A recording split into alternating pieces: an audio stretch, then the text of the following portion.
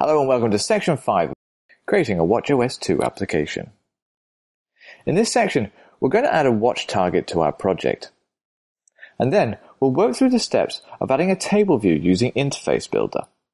We also make use of the app group's entitlement to share classes and core data between our different targets.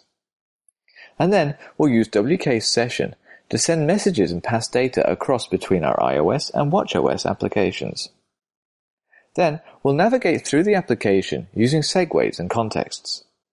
And finally, we'll look at how we implement a complication. So in this video, we're going to add a watch target to our project. And we'll look at which components we want to include when we're adding this target. Then we'll review the new schemes that Xcode creates whenever we're adding a WatchOS target. In April 2015, Apple finally released the long-awaited WatchOS, meaning that as an iOS developer, you can now build applications that harness the power of iOS while making use of technologies centered around the new Apple Watch. Then, in September 2015, alongside the release of Swift 2, they released WatchOS 2 that allows apps to run natively on the watch and comes with a host of new improvements, including access to the accelerometer, heart rate monitor, and more.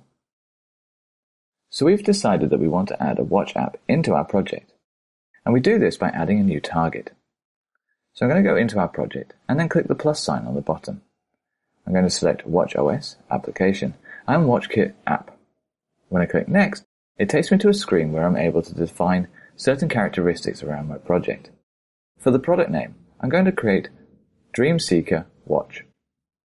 Then within the scope of this project, we're only going to be covering how to create a watch app and include complications, so I'll uncheck this notification scheme.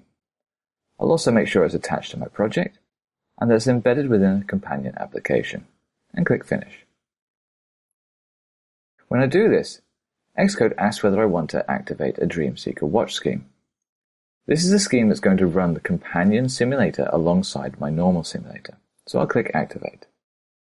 And when I do this, Xcode then creates a new scheme, which runs on these two simulators that you can see down here, for iPhone 6s and iPhone 6s Plus with Apple Watches.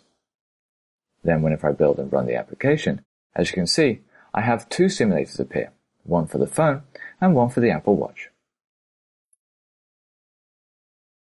For further information about WatchKit, please visit the links here and check out the documentation on the Apple developer site. And that's it, we've added a target into our project.